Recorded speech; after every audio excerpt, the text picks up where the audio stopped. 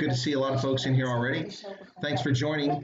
Sorry, I'm playing Giselle in the background here as I prep something to run up here just a second here. Welcome in, everybody. This is Chris with Ndaba Africa. Yeah, that was from our live stream on May 8th, in which Giselle, a Namibian musician who is living in Pretoria, is just released her new album, Films Mensa. And I just wanted to play that for you guys. So just a second here. I'm going to play a couple of new things, see if you like these very quickly and get some opinions back on these. Welcome aboard, everybody. Glad to see you here. These are the latest. So this is a Stray Voltage presentation. So here, let's check this out.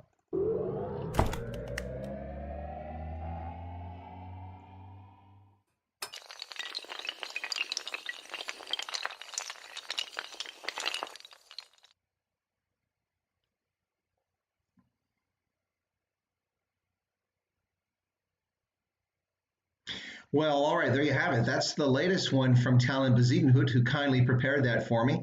Really good stuff, I think. What do you guys think of that one? Tell me what you think of that, and then I'm going to play one more for you guys here. Good evening, everybody. Welcome aboard. And let's see, we can do one more that Talon made for my program. See if you like this one as well. Here we go. Take two of this one.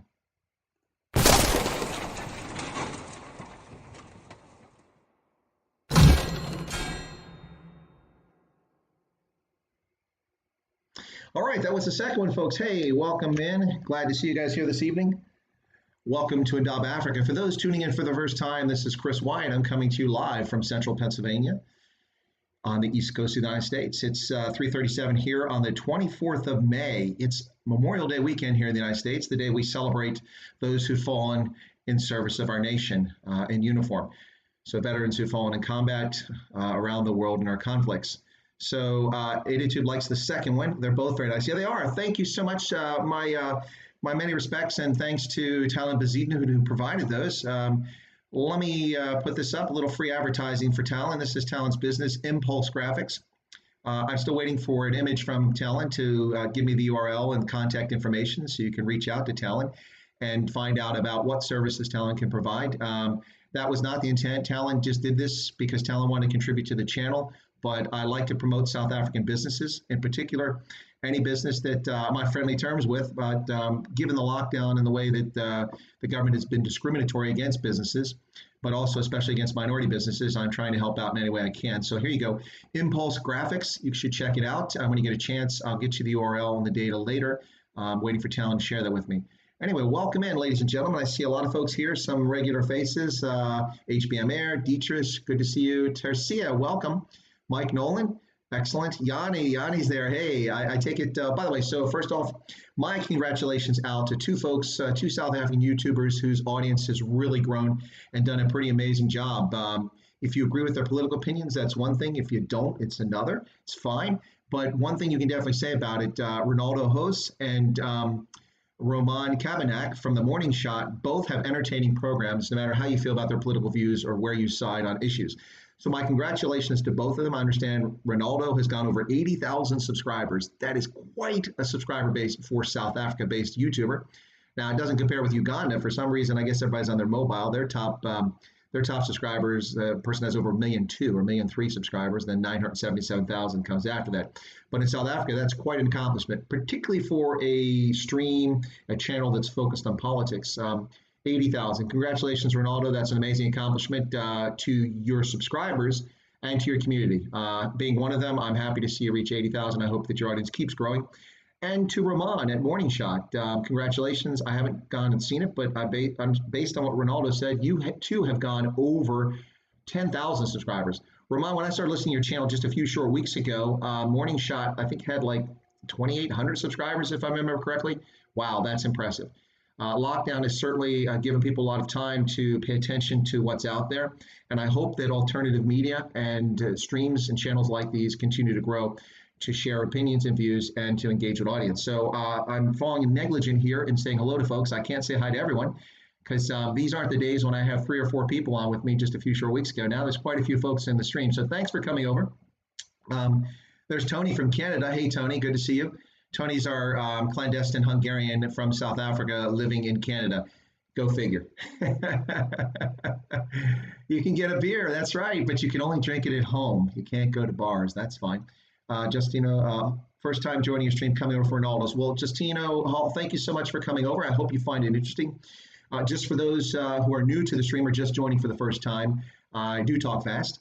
My apologies in advance. Trying to get a lot of information. I think somebody said in Ronaldo's stream, there's a lot of information in Chris Wyatt's head, and it's all trying to get out at once. So I'll modulate it if I'm going too fast. For those who aren't first language English speakers or who have difficulty with it, just let me know and I'll adjust. But there's a lot of folks were marking in the chat, so I want to address as much as possible. But for those who don't know my channel, Chris Wyatt Africa, I'm a retired U.S. Army colonel. I finished active service in October of 2019 after 36 years. And I served 3 tours in Germany, 1 in Italy.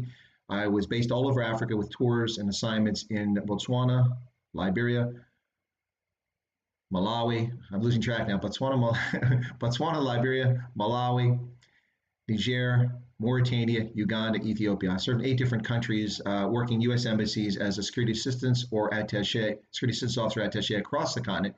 And I've worked all sorts of programs for peacekeeping, counterterrorism, professional military education, development, schools, clinics, HIV, tuberculosis, Ebola research, name it, pick it. I was fortunate to be involved in many of those things. Was very fortunate to get to rebuild the Armed Forces Liberia back in the mid part of the aught decades from about 2007 to 2008. So some pretty cool stuff here. But on my channel, now that I'm retired, I have freedom. I can speak my mind. On my channel, what I do is I have a regularly scheduled, for now, Saturday live stream every Saturday at 11 a.m. Eastern Standard Time in the U.S. That would be at 5 p.m. in Johannesburg and Gaborone, 4 p.m. in London and Abuja, in which I discuss topics with a guest. So my most recent guests have been Jeff Rodriguez from Dying Corps, former program manager who helped me rebuild the Armed Forces Liberia. That was my first one. After that, I had Evans Larrabee, who's a small-scale commercial farmer from Ghana. We talked about the challenges of land tenure, government help, and interference in the agricultural sector, and challenges of COVID-19. So that's Evans Larrabee. After Evans, I had Ovigwe Egu, who's a Nigerian security analyst, come on. We talked about security, national security issues in Nigeria and the Lake Chad Basin. And then after that, kindly Joe Emilio, who is an American comedian based in South Africa, came on my program on very short notice, what I thought was a very entertaining program. And we talked about his background. And then this yesterday, I was going to say past week, but yesterday, Herman Roos, who's a tobacco farmer in South Africa, was my guest. At the moment, we plan to have Komi Kulu, who is a Ghanaian American economist based in Philadelphia, who's currently trapped in Ghana as a consequence of the lockdown, on the program next week. So that's my regularly scheduled Saturday live stream, 11 a.m. Eastern Standard or 5 p.m. Johannesburg, 4 p.m. London and Abuja every Saturday. In addition to that, I do these sorts of things called stray voltage, just random electrons, neurons firing, and sharing thoughts and reacting or commenting on news. Topic today, which we'll get to shortly, is President Cyril Ramaphosa's most recent address to the nation of South Africa. We'll talk about that and compare and contrast the lockdown easing in South Africa to its neighbors in Botswana and Namibia. And so that's the stray voltage. And then for those new to the channel, also, please feel free to go through my playlist and find videos that might interest you. I do coverage all over the continent, although the live streams have focused heavily on South Africa of late, but that's a result of the fact that so many subscribers have joined me from South Africa, and it is my favorite interest in Africa and my forte when it comes to Africa is Southern Africa. So I'm happy to do that. But on the prepared videos, I cover all of Africa and geopolitical events from around the world. Recently, I did one about Taiwan, yet again being excluded from the World Health Assembly, even though Taiwan, a country of 24 million, had just 443 cases of COVID-19 and just 7 fatalities. Taiwan has amazing best practices from this. They didn't lock everybody down like common prisoners in their homes, and they've been able to contain the spread of this virus rather admirably. So despite that, the Chinese influenced and backed Dr. Tedros and the World Health Organization once again refused to even consider having Taiwan participate even as an invited guest. Sadly, this was a virtual conference, so it's even more shameful that Taiwan's best practices were not included. So I do things like that as well. Those are prepared videos. I've done many videos on South African Airlines, the sick man of South Africa, the state-owned enterprise that limps along courtesy of taxpayer funds for many years, last profitable in 2011. Or 2013, excuse me. So South African Airlines, I've done videos on the South African wine industry, also on debunking expropriation without compensation, and many other topics like that. So hopefully that will interest you, either my prepared videos and or my stray voltage live streams, and finally the scheduled weekly one right now. I am in retirement from active service, but I haven't retired from life, and have established my own consultancy on the side, the Indaba Africa group, and that's hence where you get Indaba Africa on these streams. Originally, the channel is supposed to be part of my consultancy business. With COVID-19 lockdowns all over the world, that's put a crimp in my ability to go out and participate in consulting activities. So I'm really doing the channel on this basis for that, but also to share with others. And in the midst of the lockdown, a lot of people are trapped at home and can't get around all over the world. I've had people on my stream from Canada, from UK, New Zealand, Australia, Germany, Nigeria, Ghana, Liberia, South Africa, Botswana, Namibia, all over the world. People watch the stream. So I'm thankful for you all tuning in. Appreciate you being part of the audience. And so I try to cover all those things. Right, so let me take a look over here and see what I've missed. Somebody, Nev says, Chris from Bastard USA. Well, Lana Marks currently has that position, so that's not for me at the moment. So let's see what else. Sloat, welcome again. Editube, Krista, a lot of familiar names in the chat here. Mike Nolan, hey guys, let's show support. Hit that like button. Thank you, Mike. Appreciate that. Is it Shelby Lorandi? Came from Ronaldo's life. Well, Shelby, welcome aboard. I really can't make out your icon. It looks interesting, though. Very nice. Francois Latigan. Hi, Chris. Why do you keep your screen so small, not full screen? Okay, well, I can make it full screen. Is it too small for folks? I suppose if you're on a mobile, I look kind of small, but maybe I'm hiding my facial flaws. No, just kidding. Well, let me just zoom up larger. I keep my stream small because I usually do a lot of things in the background. So if you guys prefer the larger stream, let me know. No one's ever complained, and not anyone's really questioned or asked about why I do it. So I can mess around with it. I guess maybe part of it was I really like the background, which is the Mahalisburg, and a lot of people really enjoy the background, so I've kept my image smaller. Anyway, no real reason behind it. I'm not hiding or anything like that. But yeah, so Francois, if you guys like it bigger, let me know. Somebody fled communism twice. Yeah, Tony. Well, Tony's family did. Absolutely. His father and his uncle's father, unfortunately, didn't get away. And as I understand, Tony's uncle spent 10 years in the gulag or something like that, and he was a broken man after that, unfortunately. That's what the communists do to you. Yanni says, okay. Yanni also speaks fast. Yeah, but Yanni, you speak fast enough for cons, and then I just get lost. I can keep up with the slow ones. Yikes. Let's see. Very smart channel. Okay, HBM here. Thank you very much. Renette Jacobs. Hey, hello. Welcome aboard. Mike Nolan. Kassel Lager. You guys can have that, man. Windhoek Lager is all I drink in Africa. Sorry, that's my beer. Brewed by the German Reinheitsgebot, and so it has my backing. Windhoek Lager. You can get it in South Africa, despite South African breweries' concerted efforts to keep it from being in the country. Ronaldo hosts for president. Okay, I don't think Ronaldo wants that right now. NDZ is mad. Yep. Oops. Is your hair cut? No, it's got lots of goop in it. I'm trying to control it. It is not cut. If you look at that, it's quite long still. We can't go to barbers yet, and I'm not going to cut my hair at home. I used to do that in the Army when I was deployed, but I'm not doing that now. Hey, Kyle's in there as my moderator. Welcome, Kyle. Yeah, great to have a lot of folks here. SAB Brewery. I wonder how. Yeah, did they actually dump the 400 million bottles of beer in South Africa? Well, they were talking about it. I wonder if they did. Well, if they didn't, now they've got a place to sell it. So for limited hours, I should mention. We'll get to that in a second. Hey, Rudy, welcome. Rian, good to see you. I know my hair is not cut. It just looks that way, folks, because it's brushed for a change. Your friend's trapped in Oman. Sorry to hear that, Matt. That sucks. So next to your scarves. I'll do my scarves in a second. Kyle, how many rugby jerseys do you have? Sloat, I think I have somewhere in the order of about 60 or 70 rugby jerseys from all over the world. The preponderance of my rugby jerseys are Springbok rugby jerseys and a few Blitzbok rugby jerseys. And then comes a few Eagle jerseys. And then most of the others are one-offs. Like this is the 2019 road jersey for Wales. So for those who didn't notice well, there it is right there. Notice the icon. That's Wales Rugby Union. Yep, this was kind of cool. I liked it. What I do, guys, is when the World Cup is over, I'll go back into the World Rugby, or the shop where they sell these things, and I'll look to see when they have sales, and then they'll sell them, and then I load up on jerseys from other countries at a discount price. Never pay retail, ladies and gentlemen. Windhoek is tops. I agree, Tercia. It's a fantastic place. And the Velvicious. Windhoek Lager maybe you're talking about Windhoek Lager. Yeah, I'm with you on that one. And the Indaba group on the right next to the scarf. Yeah, that's Azioba likes the big screen, but it's better smaller when you're sharing infographics and articles. Okay, Azioba. Lorenz, hey, notice a lot happened in South China while the world's in lockdown. Yeah, things have been going on. The world's attention is diverted elsewhere. So take a look at that. Hey, that's a lot of jerseys. Yes, it is. Well, yeah, I do have a lot of jerseys. But I'm trying to promote rugby too here in the United States and other places. By the way, those who don't know, I'm a published author on rugby articles. If you're curious, you can visit you can read about my World Cup articles. I wrote a dozen of them, 12 that were published on the World Cup during the 30 days I spent in Japan.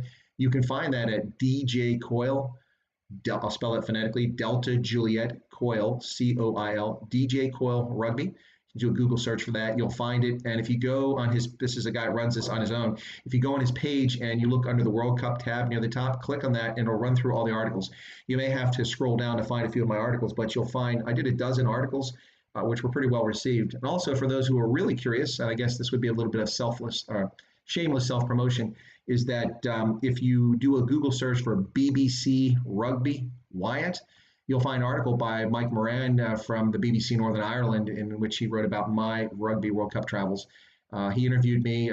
We ran each other in Yokohama at the train station after the Ireland-Scotland game, and they were going to follow Ireland around, and I was going on to other games. We never linked up again, but he did interview me over Skype a few times and wrote an article about me at Rugby World Cups. And I didn't realize myself that over the course of the 2011, the 2015, and the 2019 Rugby World Cups, I had been to 43 pool stage games. I realized that after we talked about it.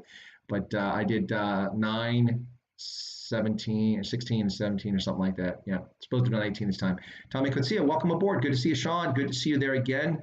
I'm starting to look like riffraff. Yeah, right. Yeah, well, aren't we all, Sean? Starting to look like riffraff. Absolutely. Okay, so lots of interesting things coming on over here. Delayed greeting. That's okay, Kyle. Don't sweat it. You're doing fine. Tony has a number 18 Manning jersey. Now, which number 18 Manning jersey do you have, Tony? Do you have the Broncos or do you have the Colts? I have both. Huge Peyton Manning fan.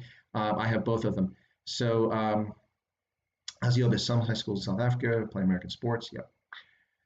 Stray. Okay, well, you guys are doing that, so let me move on to the topic. Broncos. Okay, Broncos one's pretty cool. The only reason I followed the Broncos, to be honest, was because Peyton Manning was there, and then also, what's his name, the receiver, a little short white guy who played for the Colts and the Broncos. Can't think of his name right now. Drawing a blank. Sometimes I do that. But yeah, let's talk about the topic of the day. It looks like a few people dropped off because I haven't gotten to it. So for those who don't know, which I can't imagine as many people, President Cyril Ramaphosa has gone on television and given another address to the nation this evening in South Africa. In the course of that address, he mentioned several things. So it's so kind of the president. I made a number of notes here because I watched this with Joe Emilio on the Joe Show, where I commented. Those are some of my notes about President Ramaphosa's speech to the nation. Here's a few more. Yes, I know if anyone wants to comment that chicken scratch is actually handwriting. It's not hieroglyphics or cuneiform. It's actually modern standard written English, just poorly written in my terrible handwriting. So Vuda, good to see you there. Okay, so let's get back to talking about this now. I made a list of notes here, what the president said, and also give my feedback on what I think is actually going to happen as a consequence of this.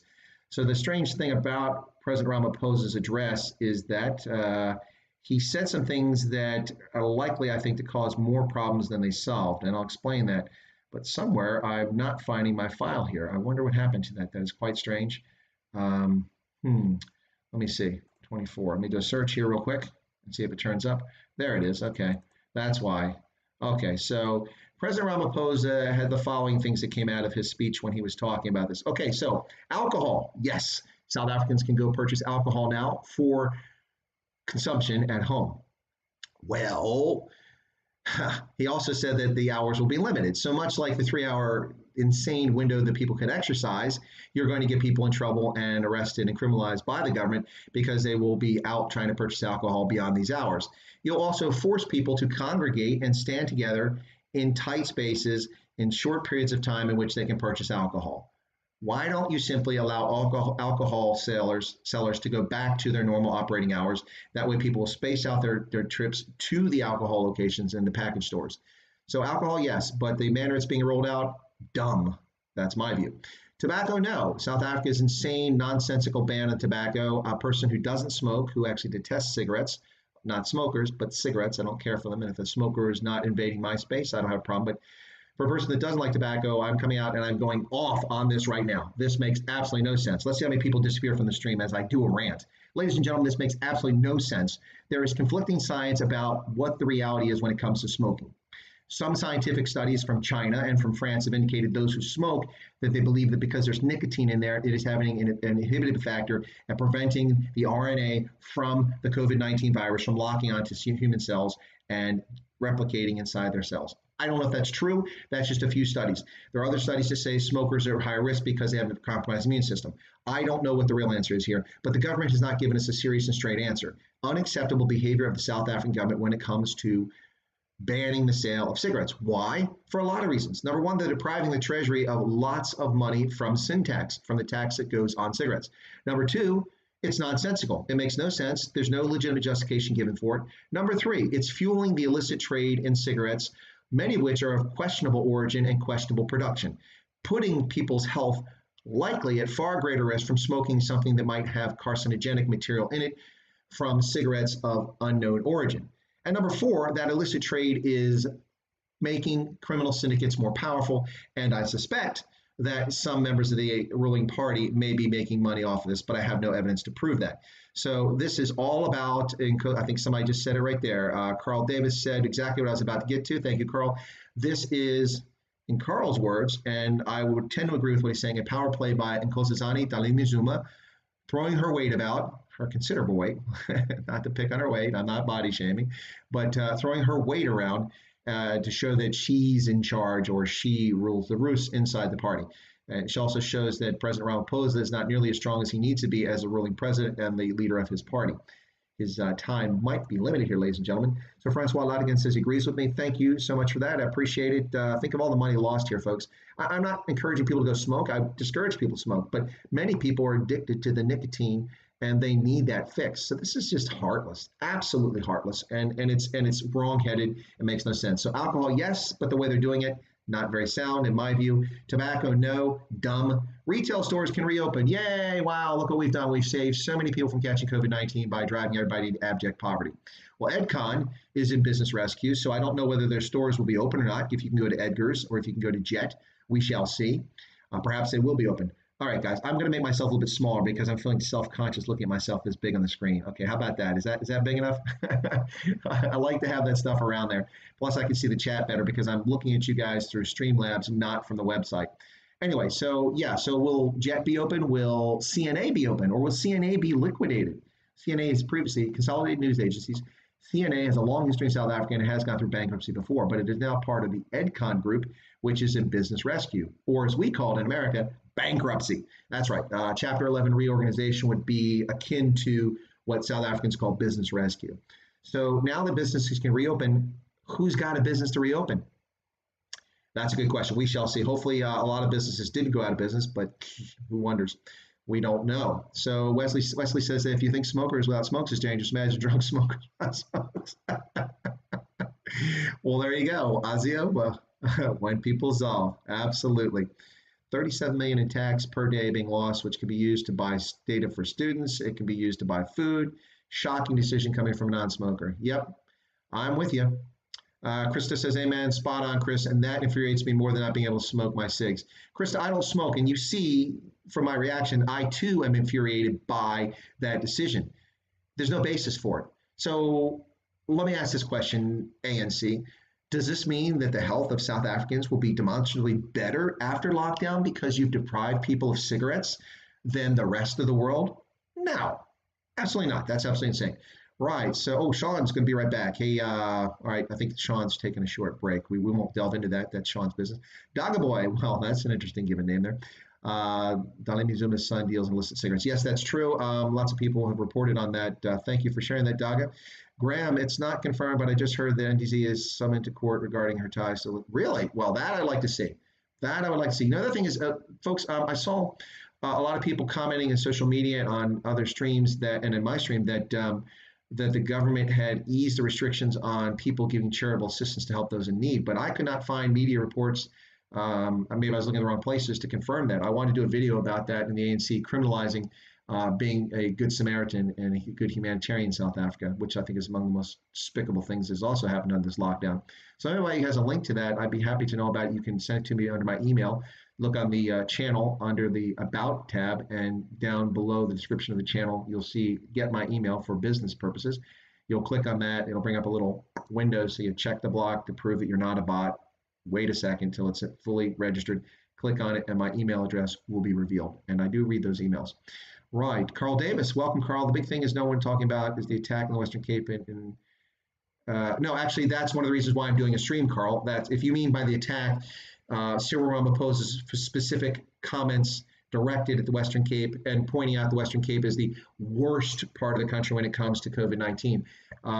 But there's my intro right there. If that's what you're talking about, Carl, that's not no one, because I'm about to do it right here. This is one of the things that I made a note on right is right here, right there. I made a note about that during his speech, in which he made a clear point to point out the Western Cape and how people's movement from the Western Cape in places like Nelson Mandela Bay and the Cape Winelands would still be restricted and controlled by the government, while otherwise in the rest of the country, people will be allowed to move about freely.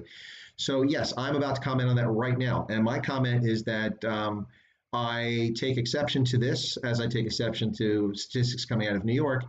The reason why the Western Cape has more cases, in my view, is because it's done more testing. If the South African government would step up its testing, it says it now has tested 500, and what's the amount? I wrote it down here. 580,000 tests have been conducted. So still less than 1% of South Africa's population has been tested at least once for COVID-19. Less than 1%. Now imagine there are people who, most of those people come up negative and later are exposed to it. So less than 1% is a particularly abysmal figure for testing people. Yes, we have only tested a few percent higher than that here in the United States. That's a true statement. I'm not comparing, so please don't do moral equivalency with me, folks. We're talking about South Africa right now. We can critique the United States as well if you'd like, but and there's much to say good and bad there in the United States. But 580,000 out of the 57 plus million people living in South Africa, that's less than 1%. And as I said, if I get tested today and I'm negative, I go out and someone infects me and I catch it from somewhere next week, I get tested again. So you might have some repeat customers in there. That is an abysmally low figure. 12 million screenings. Well, that doesn't mean anything.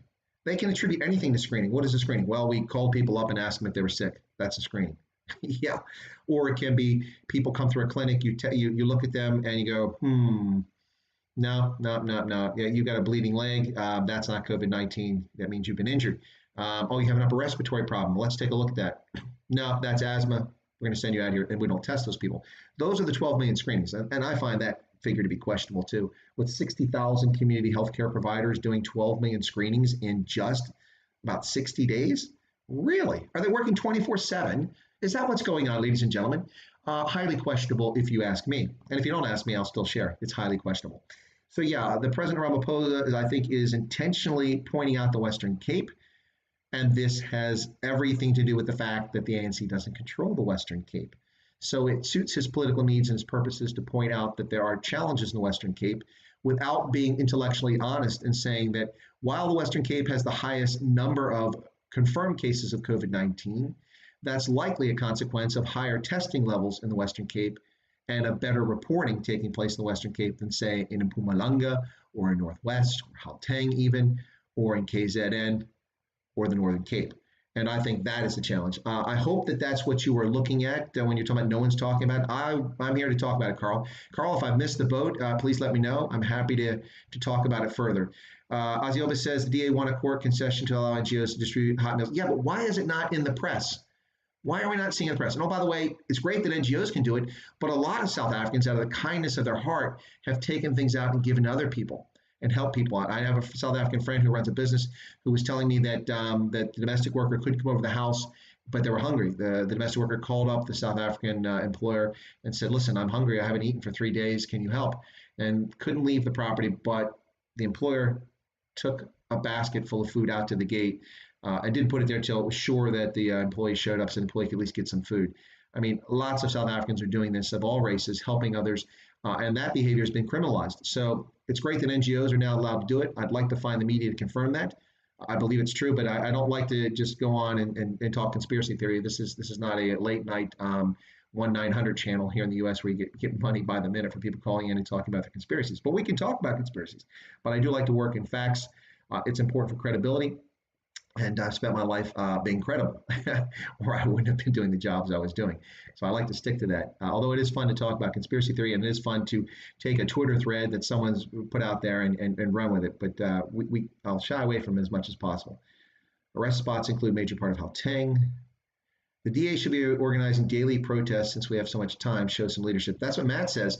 Well, now that people can move about, I think that's probably a safer bet to do, Matt. It might be a good idea to encourage people to move about and organize some protests because now you can move about in theory without being harassed by the police. I think in practice, much of what Cyril Ramaphosa had to say is simply going to cause problems. For instance, here's another one.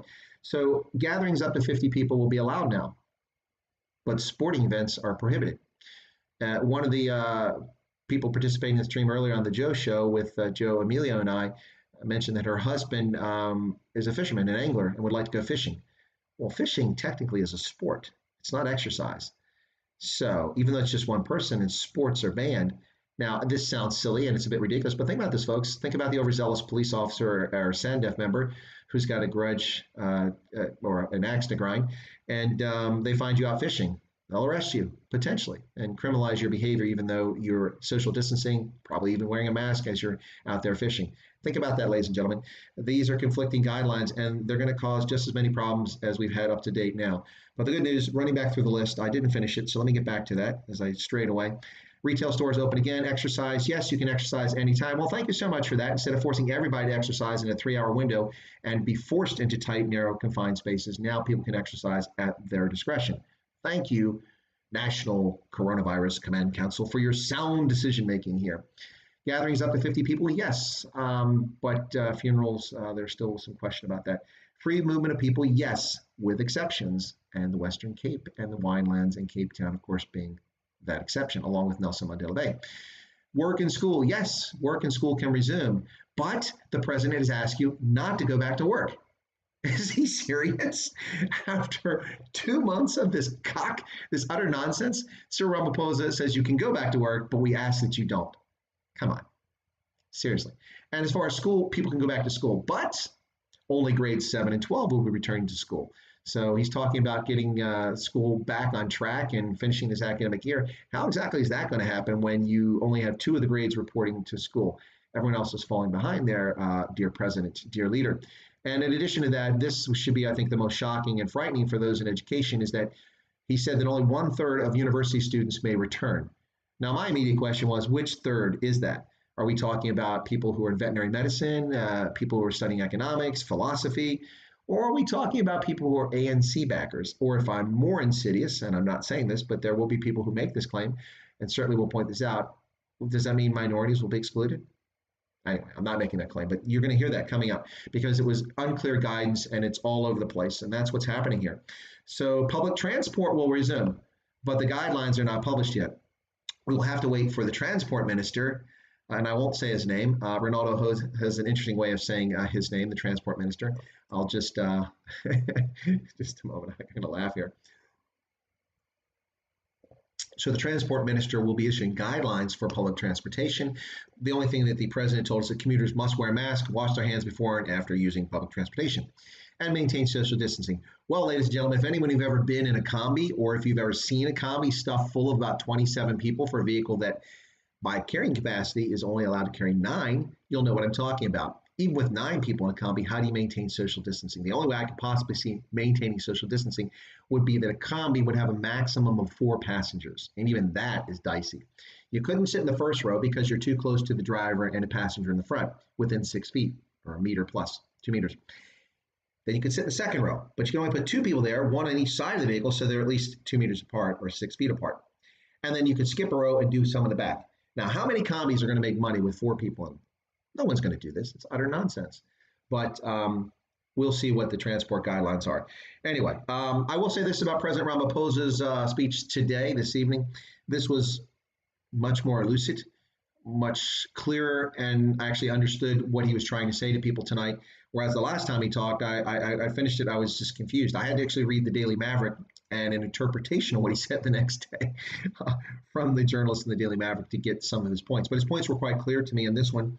And his points were that we're going to level 3 in most of South Africa, or in South Africa. However, some level 4 measures will remain in place in places like Cape Town and the Cape Winelands, Nelson Mandela Bay, and a few other locations he mentioned. And that schools can resume, but only grades 7 and 12. And only 1/3 of university students can go back. In addition to that, retail shopping will be permitted once again for those businesses that survived the lockdown and can go back to work. People are allowed to work, but the president is asking you not to work. You can go to school, but he's asking you not to go to school. Now, on the front end of this, once again, kind of comical to see the head of the state offer advice that you should be getting from your parents. If you don't have parents, from those who are providing for you in a care facility or a foster home, you should be getting this: wash your hands, cover your face. Don't cough in your hand, cough in your elbow. Come on, this is the head of state, and this is what he's telling us. He did mention the number of active cases, saying there's 11,000 active cases among the over 20,000 plus cases that have been confirmed in South Africa, with 128 people in intensive care. Now, let's put this in perspective. 128 people are in intensive care as a consequence of COVID-19 at this very moment. How many people are in the hospital currently with active HIV causing secondary infections and diseases? I'm sure it's more than 128 people at this very moment. But we didn't shut the country down for HIV. We didn't shut the country down for South Africa's 650,000 cases of tuberculosis, or the 380,000 cases, maybe it's more, of co-infection with HIV and tuberculosis. We don't shut the country down. We don't shut the country down for the 57 murders that occur every day in South Africa. But we've done it for COVID-19, and we've done it in an international way that has cost South Africa in ways that will not be calculable for many, many weeks, months, perhaps even years in some respects. The damage has been done. I did a video recently called "The Damage," COVID-19, the damage is done. Now comes the carnage, in which I talked about the disruptions to employment, to the supply chain, both in food and also in the world of making things. So, for instance, there's already a shortage of laptops, laptop parts, components for motor vehicles. Motor vehicles are not being produced in most places around the world. And as a consequence, when people can go back and start buying these things with a pent up demand from a period when people couldn't buy it to replace an existing vehicle or to get that first vehicle, or because there's an accident or broken down, the car lots will be cleared off of vehicles rather quickly, which will push the prices up because the supply will be dear, and there will be a shortfall, and you'll have to wait for a car. It will be like waiting for your Trabi in the German Democratic Republic, not for years, but certainly not going to get it on demand when you want something. And play that across the entire spectrum of industrialization and what happens. And think about this, something you've probably heard no one talk about. Maybe you have. I haven't heard anyone talk about it, but this is something to consider too. We're all relying on mobile telephony with our mobile phones, the internet with our laptops, our tablets, our phones, our PCs, all the routers, all the servers, all the cabling, all the power generation, everything that supports that vast global infrastructure for the fact that you folks are tuning in. Thank you, by the way. There's a lot of folks in here right now, over 80. Thank you for tuning into the stream. Really appreciate it. But the way that we're all connecting on this platform from around the world, those things wear down. Routers wear out, parts burn out, circuit boards short circuit, circuit boards wear down. I had trouble with my mobile today. I may have to replace it. I hope not. It's pricey. But what happens when those parts aren't there? We've really tested the internet, the global internet, in this pandemic, because so many hundreds of millions of people have been trapped in their homes like prisoners, isolated, and the internet has been their only salvation and a way to communicate with the outside world and to learn about events and news. So we've really taxed it. The internet, many parts of it, the physical parts of it, have been stressed and overused and will wear down, and those parts must be replaced. Ladies and gentlemen, that supply chain is being disrupted and will be disrupted. Given that we've turned most of our manufacturing around the world over to China, a lot of the stuff we own is coming from China. All right, let me get back to the chat here and see what I've missed here. Rian, the ANC don't think about the people with heart disease that smoke. Good point. Smay Doctors US saying cases are being misreported to make money. Matt, okay, yeah, what they're talking about here is the situation. The claim is that states are and localities are over-reporting the number of COVID-19 cases in order to receive more federal funding. And I think there's merit to that. I know there's merit to the fact that officials at the local level and at the state level have been reporting people as COVID-19 fatalities without any evidence of it. New York has much admitted this when overnight, over a month ago, they went from 6,300 cases of COVID-19 to 10,000 overnight. And people are like, what was this for? To his credit, Governor Andrew Cuomo admitted the next day and told people that the reason that happened is that the state was now taking deaths which were attributed or suspected of being a result of COVID-19 as a COVID-19 death. So the figure approaching 100,000 people died in the United States is a cocked up BS figure that does not hold water. If you're 97 years old and you have stage 4 liver cancer, and you have an upper respiratory disease and you die and no one tests you for COVID-19 and then they count you as COVID-19, that's nonsense. And there are many cases of that happening here in the United States right now in an effort to drive up numbers to frighten people into obeying the lockdown and to frighten people into being terrified of an unseen enemy. We have unseen enemies all around us, ladies and gentlemen: influenza, SARS, MERS, Rocky Mountain spotted fever, Lyme disease, Ebola, Marburg, Lassa fever, Hanta fever, and I haven't even begun to scratch the Congo hemorrhagic fever. I haven't begun to scratch the surface of all the strands of RNA that are out in nature that are trying to get into our bodies and replicate for their own benefit. This overreaction is causing serious problems. I think Tommy Kotsia says, I think the ANC will have so much trouble or control, but will cost them so much. Yes, I think 2021, that's one of the arguments I made. Now, I saw that Ronaldo Hose had a program today in which he talked about how to defeat the ANC. I've been talking about that on several channels and also mentioned my stream. And I was going to devote a prepared video just to that purpose, but I'm not so sure that people want to hear it now because many of the points I'm making were shared by Ronaldo today. But the ANC should, by all accounts, lose the 2021 elections. I took a lot of grief for that on Willem Petzer's channel by some people who disagree with me and thought that I was a CIA stooge and that I don't know where that paycheck is. I haven't got it. Anyway, but yeah, interesting. Sugar Sean Kearney. Well, that's kind of cool. Mr. Wyatt, when Ebola struck South Africa 2013, 2014, we didn't have a lockdown. Ebola killed more than coronavirus. Ebola wasn't in South Africa, Sean, or is there some state secret I don't know about? Ebola in 2013, 2014 was in West Africa in the Mono River region, and it affected Liberia, Sierra Leone, and Guinea. And a number of people with the virus escaped but got out of there, some of whom went to Ghana and Nigeria. Nigeria wound up having a good 23 or 30 cases, something like that, before they were able to control it. And Ghana had a few cases and was able to control it. There were a few other Ebola positive people who traveled around the world and outside the region, but not aware of Ebola breaking out in South Africa. It's not a natural location. It's not in the environment there. And the environment really isn't suitable for it, except for maybe in KZN. So I'm not familiar with that one, Sugar Sean, but thank you for that. If I've misspoken, please let me know. Kyle, make a great point here. Parts of monopoly, key function. Yeah, absolutely. Absolutely. Thank you. Okay, now I'm going to get this wrong, Lawrence. So is it Tus or Tice? Tus, Lawrence. Don't mention the internet so loud.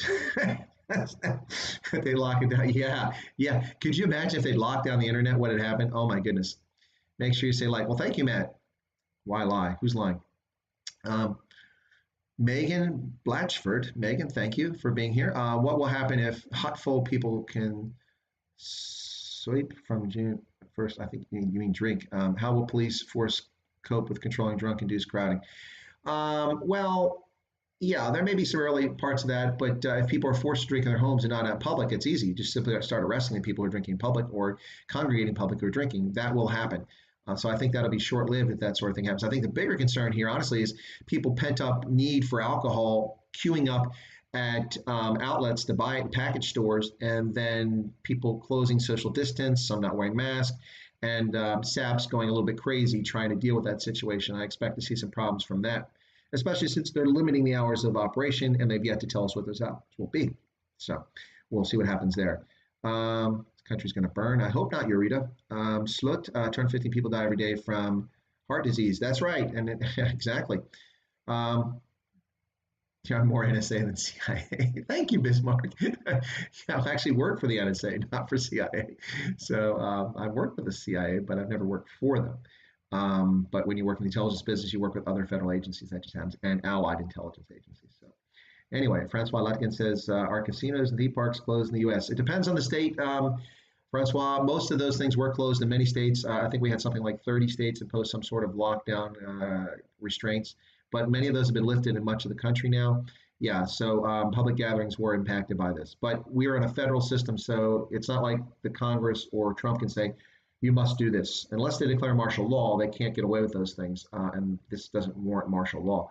So it falls to the public health officials in each and every of the 50 states and the territories to make that determination. And so some states did stop that activity. But Florida, if you remember early on in February, spring break, the break from the semester, February, March, it was March actually, when students take a break from their term. And in the hundreds of thousands, they swarm down to Padre Island in Texas and into Florida to the beaches, Daytona and other places.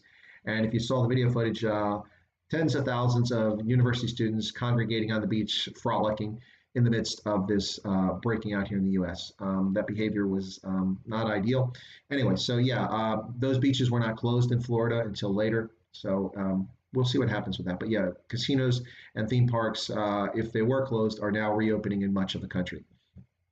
Carl asked, do you think the ANC will now go down the prescribed asset route when talking about remedies being mentioned?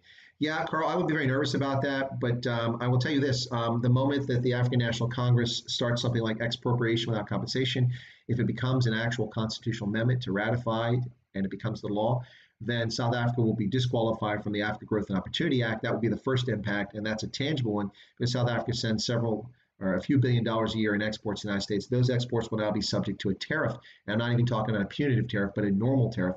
And I suspect that our legislature will likely, especially when Trump is reelected, impose punitive measures against the South African economy if it goes down that path. So they're talking about it. We'll see what will happen. I'm not promising you anything. It's just what I expect.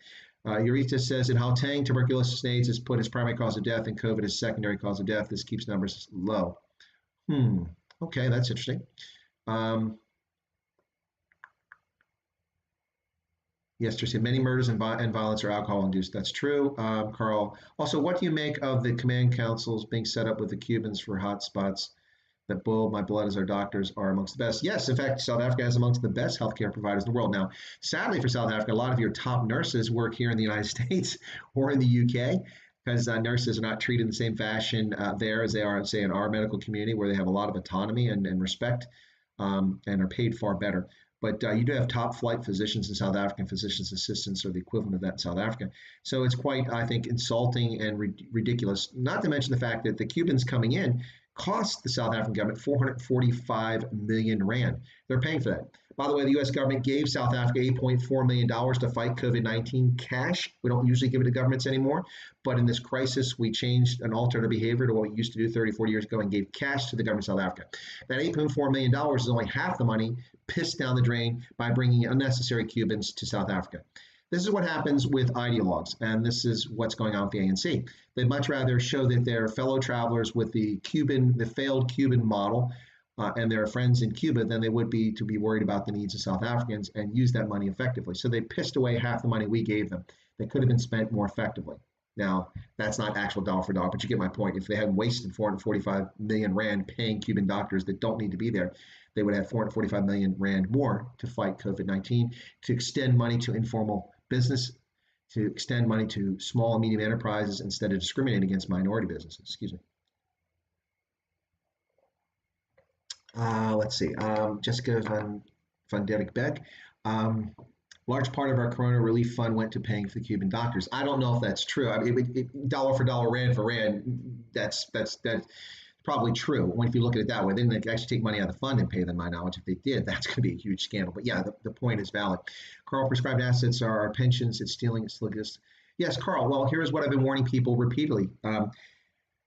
Expropriation without compensation should make all South Africans nervous, whether they're a white farm owner, they're a colored insurance agent, or they're an Indian car salesman or a Zulu combi driver. You should be nervous because expropriation without compensation is not to take farmland. That's just one asset. Expropriation without compensation is to take any asset. Today, the Constitution from 1996, ratified in 1997, Section 25 of the South African Constitution says that the government can expropriate your property, which is not limited to land, but includes intangible or tangible assets like cash, physical property, jewels, cars, houses. They can expropriate that at any time in the public interest, but they must compensate you today. If expropriation without compensation becomes the law of the land under a modified constitution, amended constitution, then the ANC or the ruling party of the day can take any asset you have without paying you. Today, it's foolish for them to talk about anything other than land because they can expropriate land if they pay the landowner in the public interest, and that's legal. Whether it's morally right, it's another story, but it is legal. But there's no point in taking your cash out of your pension fund or out of your savings account or taking your car because they have to compensate you. If they take 10,000 Rand out of your bank account, they've got to give you 10,000 Rand. So there's nothing to gain. But when expropriation without compensation, if it were to become part of the Constitution, then they simply reach in and take it, and you have no recourse legally. Morally and ethically, you have recourse, but legally, you have no recourse because that's the law of the land. And this is not about farmland, folks. That's how this argument is being distorted. While all South Africans are fixated on farmland, which they should be fixated on land, this is a serious issue on both sides, including those who still deserve compensation and recompense for what did happen. And there are a number of people that fall into that category. And also, land tenure must be protected for those who legitimately own land. That is very important, particularly for commercial farmers. But while South Africans are laser focused on land, expropriation without compensation is about much more than that. It is about your property of all sorts. And how do you think you're going to pay for all this money they're spending or pay for these Cuban doctors? If they get expropriation without compensation, they'll just take a percentage of your bank account. It'll be gone tomorrow. Ladies and gentlemen, this is the real expropriation without compensation story, one which you rarely hear. You don't hear Carte Blanche talking about it. You don't hear SABC talking about it. You don't hear many YouTubers talking about it. You don't hear the Daily Maverick saying this often. You don't hear anything from News 24. That's what you should be concerned about. You should be scared about that. Can you contest the law in international court? Well, the problem with that, Lawrence, is that you would have to have someone act on your behalf, another state. You could say, for instance, have Belgium take South Africa to court, the International Court of Justice, for a dispute if, say, Belgian nationals who had bank accounts in South Africa, money was taken away from them or their assets were taken. Then the Belgian government could act on behalf of the individual on a state-by-state basis in that Belgium has been wronged by South Africa's actions. But there isn't a whole lot of recourse to take it beyond that. You can appeal to the United Nations, but the United Nations is stuck in a worldview that's not applicable in the 21st century. The United Nations and much of the liberal Western world sees South Africa from the lens of 27 April 1994, the Rainbow Nation, and South Africa, the miracle that avoided a civil war. Well, that is not South Africa of today, and ANC's governance has not been anywhere near what was expected and what we saw for the first decade or so, not even that level of competence. So, yeah, I don't know that you have much in the way of recourse there, so you've got to stop this.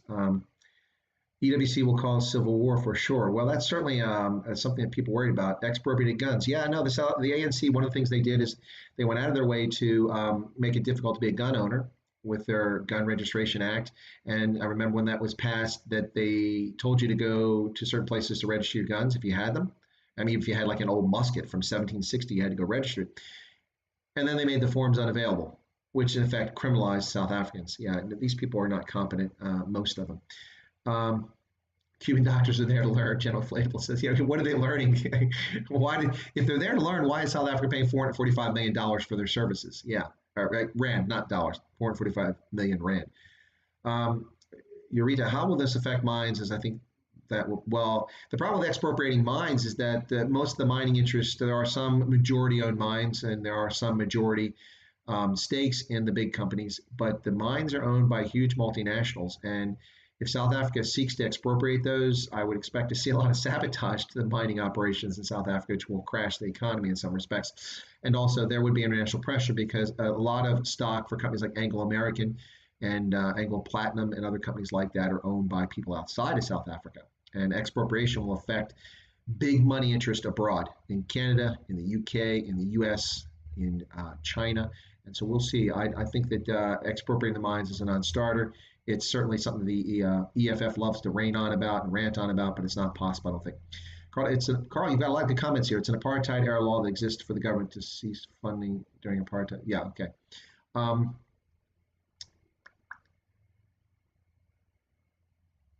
Chris White, take your house or car, but it still belongs to the bank.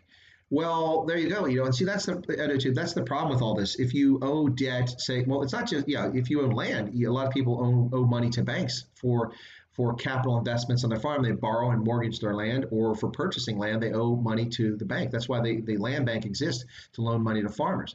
And it's in jeopardy of going under because of this uncertainty over land.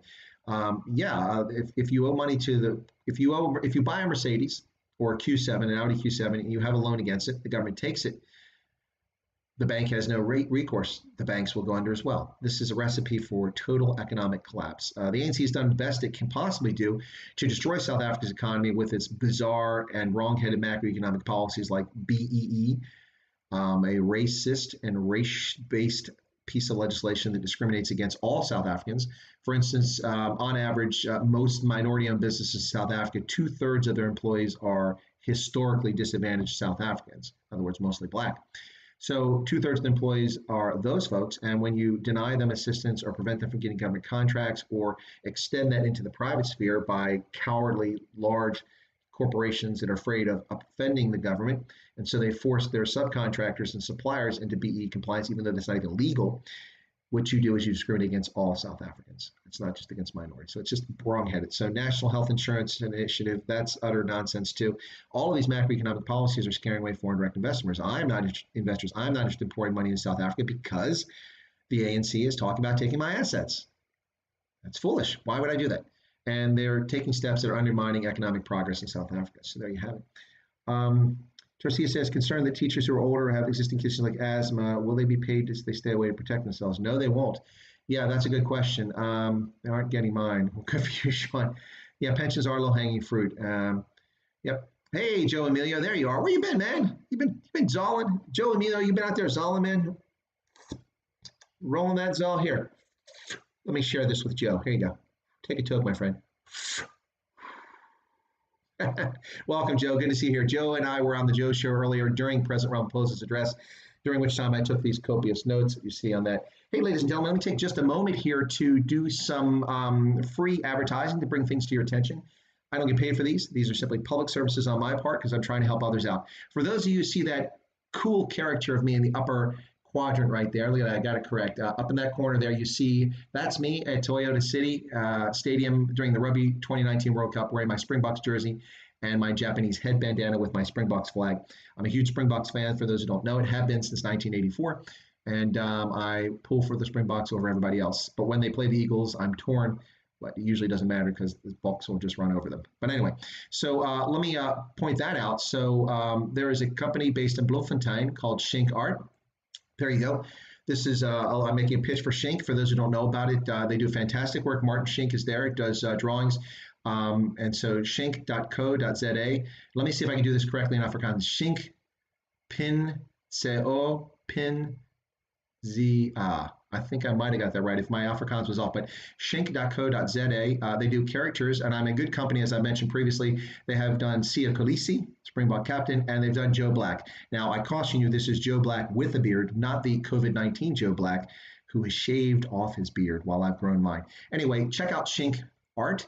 They also have a photography studio in which they do wedding photos and family photographs and things like that. Shink Art. They do amazing characters. You can do it all online from the comfort of your home. You do not have to go anywhere. I had this character done. No cadres were injured or harmed in the production of this character. Anyway, that was done from afar, as I sent about 7 photographs, and they took the parts of each of the photographs and put them together and came up with this really cool character.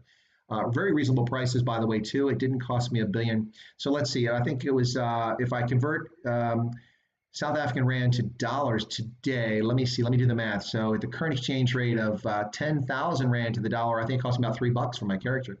Sorry, that's not a funny joke. The currency is being abused. But yeah, it didn't cost very much. Even in Rand, it won't cost you that much. But check it out, ladies and gentlemen. Really cool stuff. They do some neat things. Now, for those who caught the beginning of the show, let me put this up again. This is from Impulse. This is from Talon Bezietenhout. And Talon is the person who provided those really cool videos at the start. And I'll play them again here in a second so people can see them. I'll get your feedback on them again. So Talon provided these opening, those intro and outro graphics for me. I will be having an intro and outro video and sound with the music of Giselle, which will be coming. I'm working with her manager, Johan Eisel, the South Africa's premier magician and illusionist. But check out Impulse Graphics. I don't have the information for you of the site, but I'm waiting for Talon to give it to me, and I'll keep sharing that. For those who don't know, and if you've missed the free concert, ladies and gentlemen, come on, get with it.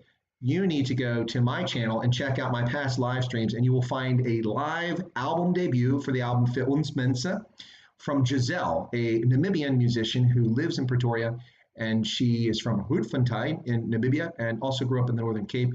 She's brilliant. She sings folk music, or Heimatlieder, as we would say in German. She also sings country music in English and in Afrikaans, and she sings Afrikaans pop. Für uns Mensen, Zuid-Afrika, Die Taal is in ons bloed. She's got some amazing music. Südwest is a song I first heard of a few years ago. Check her out. It's absolutely amazing. Check out my concert. It's free, no charge, no rand, no shekels, no pounds. You really should check her out. She deserves to have her music heard more widely, and she's just released her current album, Für uns Mensen. And I think you'll find it to be amazing. And her manager, Johan Eisel, is South Africa's premier illusionist and magician. He's the guy that famously a few years ago made the Voortrekker monument disappear. Absolutely. So there you go. That's Giselle. Check that out. Anyway, so I'm trying to help out folks become more familiar with some businesses in South Africa, and I'm hoping to help businesses tide them over during the lockdown and also promote South African businesses. So something else we can take a quick look at here before I put these videos up, but this is, here you go. There you go. Let me move myself over. This is Botswana's response. Botswana, late in the week, just a couple of days ago, lowered their lockdown, and now people can move about. But they created 9 zones, and those zones are all over the country: Chobe, Maun, Greater Francistown, Greater Palape, Hanzi, Harare, and then also Greater Gaborone. But there are 9 zones with 13 checkpoints in which the police will be checking. People inside the zones can move freely about the zones, and those that need to move between zones have to have a government travel permit. But this is Botswana's approach to it. The lockdown, they've lifted it. Schools are reopening, universities are reopening, businesses reopen as long as they maintain, all businesses, as long as they maintain certain constraints. But the alcohol ban does remain. However, Botswana does not have a cigarette ban. Botswana has a very small number of cases with just a fatality or two so far. Namibia also, by contrast, has just a handful of cases, although they've just both reported a few new cases in the last couple of days. Their approach is very different, and both have reduced the tensions of the lockdown and made it possible for their citizens to go about. But just like South Africa, one of the other things I didn't mention from Cyril Ramaphosa is that foreign nationals cannot enter the country. Only South Africans can come back in the country and be repatriated. Namibia, same thing. Botswana, same thing. So only nationals from there. What have I missed here? People are saying sorry here. Guys, have a great one. Oh, take care, Wesley. I missed something here. Bosch, enjoying the stream. Oh, you're having a late braai, Bosch. Oh, I hope you're not eating zebra or kudu. Kudu's tasty, though. But Sugar Sean is from Bloemfontein. Cool. All right. Well, that's awesome. So you were definitely paying attention to the Shink art. Check them out. Support your hometown business in that case from Bloemfontein. Wally, let me see. Look him up on LinkedIn. Oh, Christian Mulder says, is there a way in which you and I can communicate in private? Sure, email. Ladies and gentlemen, on YouTube, for those who are unfamiliar with it, let me help you out. I don't mention my email address in here because trolls come on and they'll just flood, and don't make it easier for trolls, and they flood your inbox. But for those who legitimately want to be in touch, go to my YouTube channel. Don't do it in this window because it's streamlined, but open up a new tab in your browser and then go to my channel, and across the top you'll see tabs for videos, playlists, things like that. And all the way to the right, you should see About. Under the About tab, click on that, and then below that, you'll see a video from me, and you'll also see introducing the channel. You'll see a description of my channel, but below that, you'll see email address for business purposes. Click on that. It'll bring up a little box so that it proves that you're not a bot from China. You click on that, wait a second till it registers, and then you push it, and it will reveal my email address. So you're welcome to check me out there and go get that information from there. So anyone that wants to send me an email, please do that. I do a pretty good job keeping up with those emails, and I do thank folks who stay in touch with me that way. It's really great. Also, people have been very helpful. So, yep. Anyway, Joe Emilio, please tell us a joke. People are always trying to get Joe to tell free jokes, man. Anyway, so yeah, so that's Giselle. I've talked about Talon Bezietenhout and his graphics, and then also Shink Art. So ladies and gentlemen, please support South African businesses and help folks tide themselves over in the midst of this coronavirus lockdown. Well, let's see. What else can we talk about here when it comes to Cyril Ramaphosa? He did say that the country has made a difference. So let me see what he said here. He said, but he did warn folks that we can go back to level 4 or even level 5 if the case Cases continue to rise. Now, the contradiction in that, ladies and gentlemen, is that Ramaphosa also said that things are going to get worse, much worse. Many more cases are coming. Well, absolutely. That's just the nature of infectious disease and viruses. That's going to happen. Regardless of the actions the South African government takes, there will be more cases. Even with the lockdown, the draconian lockdown, there will be more cases just because of the way that people behave and don't behave. So if he's saying it's going to get much worse, then he says we could go back to level 4, level 5. Is that a foregone conclusion? Is he basically warning you ahead of time you're going to go back to level 4, level 5? Crazy stuff, ladies and gentlemen. I like how the government, like any government, I can't just pick on Cyril Ramaphosa, but my government as well says that their actions prevented far more people from becoming infected. Well, perhaps. But the economic carnage, the loss of businesses, the destruction of economic livelihoods is far greater than any cost that's incurred as a result of COVID-19. Now, some may say that's heartless, you're uncaring. That's not true. That's not true. While these people have been dying from COVID-19 legitimately, and those who are attributed to COVID-19, others have died from traffic accidents, cancer, tuberculosis, HIV, malaria, all around the world. Each and every year, well, here, ladies and gentlemen, put this in perspective for you. Before COVID-19, each and every day on this planet, 163,000 Homo sapiens would die. That's just the nature. Now, more people are born than die. That's why the world's population continues to grow. But 163,000 people die every day. We don't even have 400,000 people who have died over 6 months of COVID-19. By comparison, 75 million people died in a span of about 18 months in Europe during the Black Plague in 1349. 75 million. And we've seen 400,000, not even 400,000 people from COVID-19. And a lot of those deaths, they're questionable whether they're actually COVID-19 in 6 months. So even if we extrapolate out, say, 1 million in the course of a year from COVID-19, in a world of 9 billion people, in Europe, 1/3 of the population died, close to 1/3 of the population died from the Black Plague in just one appearance of the Black Plague. Each year, 620,000 people around the world die from malaria. The majority of them die in Africa.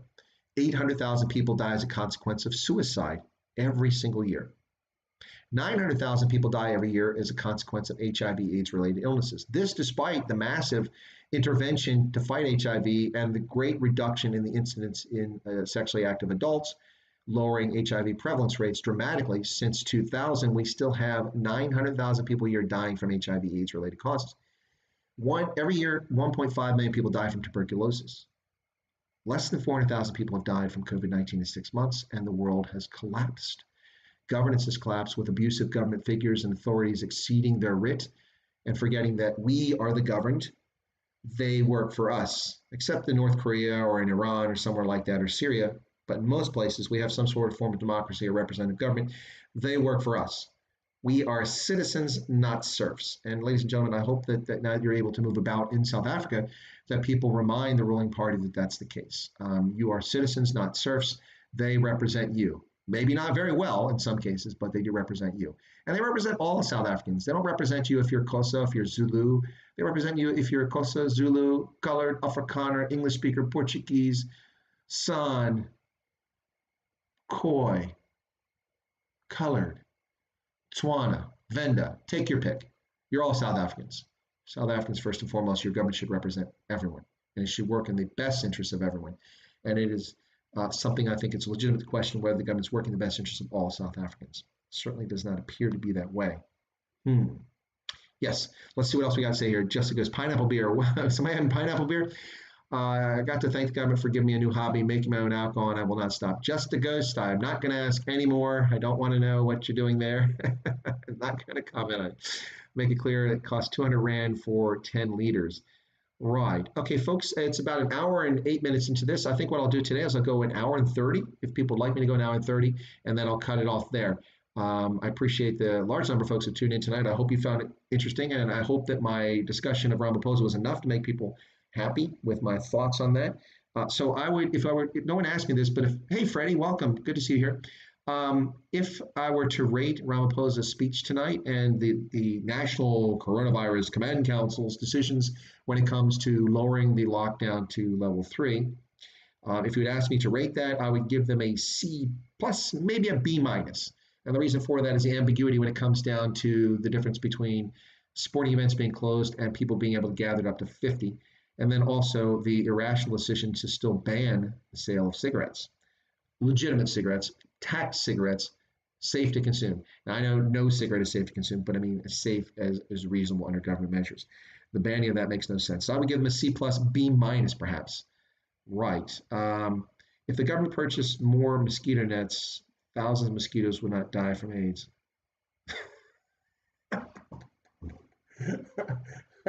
All right. You guys are acting like it's a Friday night or a Saturday night. Some of you, anyway. Hey, did you catch the president said that they are preparing 20,000 hospital beds? Now, that's actually prudent and forward-thinking leadership, because if they think that the crisis is going to get worse, even with the lockdown restrictions being eased, you're going to want to have those hospital beds. Absolutely good. Now, 27 field hospitals, really? What's a field hospital in South Africa? A field hospital in the U.S. Army is something very specific, and 27 field hospitals is a major commitment for the U.S. Army, an army of 575,000 troops. Having that many field hospitals is a major challenge for us. I question what a field hospital is in this context. Anyway, so let's see. HBM says, thank you for your good work. It's always great coming here. Take care. Greetings to all the subscribers. Oh, you're taking off HBM air. Well, okay. I guess it's getting a bit late for some folks in South Africa. So thank you for joining the stream. Joe says, should we be worried about RET or EWC? They may start trying to push that. RET? The revolution, I'm not sure what RT is, but no, EWC and NIH. Yeah, you should be worried about that. Ramaphosa as much as said that in one of his previous speeches, in which he said it's time to continue the National Democratic Revolution, and mentioned they still want to push forward EWC. What I hope for South Africans is that this stuff does not get on the table and in Parliament for an actual vote until after the municipal elections in 2021. And the municipal elections 2021, it's on you, all radical economic transformation. Oh, okay, yeah, thank you. Yeah, you're right, Carl. I knew that, just was drawn blank. What I think is that this stuff will not get on the table before municipal elections in 2021. And all South Africans must get out there and vote for an opposition party. And I'm not telling you which opposition party to vote for, but if you want a different party to come in power, there's really only one option. But you should vote for opposition parties to draw down the ANC support below 50%. It is achievable. It is infinitely achievable in Gauteng, the Western Cape. It's already done, and it is possible in other parts of the country as well. It should be done because the ANC needs to be sent a very strong message. It would be wonderful if the ANC lost control of the major metropolitan areas, all of which I think are in grasp, for instance, for the Democratic Party. So, for instance, Cape Town, DA should win easily. Nelson Mandela Bay, they won a plurality with 45% of the vote last time, but left 10,000 of their own voters on the table. And so they did not take over Nelson Mandela Bay. If they get their act together and if they campaign against the piss poor administration of this lockdown, let alone service delivery in South Africa, then they should easily take Nelson Mandela Bay with a majority. They should be able to take Johannesburg with majority, even though they were second this time. They should surpass the ANC without any trouble, without too much work on their part. But that does not mean they should take it for granted. They need to work very hard. Shwana, they should win as well. I do not think they have a chance of winning Bloemfontein or of winning Durban. Those are just out of their reach. But they can send a message there by increasing their share and get more seats in their local councils there and the wards. 2021 will prove to be pivotal. Yes, the national government still controls a lot of the resources that the metros rely on in order to do governance. But if the ANC falls out of control of all those major metropolitan areas with a majority in another party controlling, not a coalition, but a majority, then they will find themselves in jeopardy. And those parties can prove their ability to provide service delivery between 2021 and 2024. If, however, the Democratic Alliance, let's say they win, because that would be the party most likely to win those metros. Let's say the Democratic Alliance sweeps Cape Town, Nelson Mandela Bay, Johannesburg, and Pretoria or Shwana. They sweep them all with a majority in each of those, and they start governing without a coalition partner. If they fail to deliver, then it's all over, ladies and gentlemen. The ANC will never be unseated, and they'll just use the power that they have at the national level to undermine the other parties in the national elections in 2024. But for South Africans to think you can wait till 2024 to save your country, ladies and gentlemen, you can't wait that long. You can't wait that long. This is not like you can get away with watching the Zuma administration state capture resources of the country and drive it into poverty. You don't have that kind of timeline anymore. Things are desperate now. This lockdown has destroyed lots of businesses. I have no idea how many businesses have folded. No one does. We have no idea how many people will never get a job again as a consequence of what's happening. This is the time to strike for opposition parties to stop the ANC, to send a clear message. And the opposition parties need to get their act together. You know, the problem in neighboring Botswana is that in Botswana, people are always talking about the Botswana Democratic Party needs to leave power because they've been in charge since 1966. Well, I don't think that argument holds water. I appreciate a vibrant democracy with parties changing power periodically. I have no objection to that. But the problem in Botswana is that the opposition is simply just people who, when the president of the Botswana Democratic Party says the sky is blue, they will say, well, the sky is green. It's going to rain. No, it's going to be a drought. They're simply contrarians. They don't offer anything of any substance. And if they do, they squabble amongst themselves. You can't have that in South Africa. You have to get united in some fashion. Now, the economic freedom fighters are unlikely to align with any of the other opposition parties because their views are so strongly diametrically opposed. But the EFF only got 10% of the vote in the last national election, and I don't think that they're likely to go much higher than that. So the other opposition parties can band together and increase their vote. And if they like, they can enter into a coalition. Freedom Front Plus, UDM, ACDP, other parties like that can do that. So that's what I think is likely to happen in 2021, but you all have to get out there and do stuff. Carl says, Herman hurt the DA in Joburg. Absolutely did, in two different fashions. Number one, his mayoralship of Johannesburg was not bad, actually, and the DA was making progress in convincing voters in Johannesburg and, by extension, in wider Gauteng that they were capable of governing that city and delivering things. Did they do it perfectly? No, they didn't, but they were in a coalition. Remember that, so they didn't have full maneuver space. You have to have a majority to have that governance without a coalition. Then you can do what you need to do without, taking care of the other minor coalition partners. But Mashaba, by abandoning the DA because he saw that he was not going to become the leader of the DA, federal leader, when Helen Zille came back into leadership. And he decided to abandon it when Musi Maimane dropped from the scene. He hurt the party. And there wasn't another dynamic figure that other coalition partners were willing to vote for. So he handed Johannesburg back to the African National Congress, which had a plurality. In Johannesburg, I think the DA had 38% of the vote in 2016, the ANC like 42 or 44, something like that. So the ANC was able to form a coalition when Mashaba resigned, and the DA couldn't fight it. So that's how he hurt them, because they lost the metro. And then the second way he hurt them is with this shameful discussion of race and pointing out that he was mistreated without ever providing any examples, or never mind the fact that he had been in the party for a number of years at this point and never once raised this issue to anyone privately that we know about, and certainly not publicly. So it was disingenuous. I see Herman Mashaba as a political opportunist. It doesn't mean I dislike him. I thought he was a good mayor. I don't think he'll ever come on my program, based on what I said, but I'm very disappointed in Herman Mashaba. He really hurt the DA, and much like Patricia DeLille, he seems to me to be a political opportunist who has grand visions of what they want to do, and it's all about him or her and not about what they can do for the country. So that's kind of where I feel about Mashaba there. Just to go says, leaving SA? Sorry to hear about that. Who's got billions in reserves? What about the UN? The UN for what, Jura? Welcome, Jura. Was that VN for Virtual Network? The UN is not going to help South Africans in any way. I don't think I see that coming anytime. My future South is not bright. That's unfortunate. You already have a couple million South Africans living abroad who should be back in South Africa from all races, who are contributing their vast and wonderful talents to Canary Wharf, to the London Stock Exchange, to London businesses, to New York, to California, and to Australia and New Zealand. Lots of, about 16,000 Afrikaners alone live in Perth. It's surprising. The UDM are fully behind ANC and Nelson Mandela Bay. That really hurt the DA. It did. Well, that's because Carl and Nelson Mandela Bay, the UDM's candidate for deputy mayor, is a criminal. The party saw fit to putting a criminal forward, and that's why you can't have a coalition. You have to have a majority. You can go into coalition as a majority if you want to have a partner who wants to join you and govern. That'll work.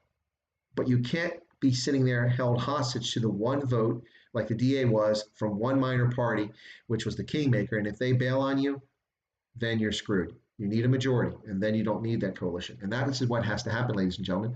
I think that's what needs to happen in South Africa. Got a place in Georgia. Georgia in the Caucasus or Georgia in the U.S., Justicus? Move to New Zealand. Well, have fun in New Zealand, HBMR. It's a beautiful place, wonderful. But a lot of South Africans get there, realize quickly that it's not South Africa. While it has its merits, it's wonderful, and I would like to retire there myself, but I'm not a Commonwealth member, so it's difficult as an American. New Zealand is a wonderful place to live and visit, but it is not South Africa, and sometimes that became a little painful for folks who live there from South Africa.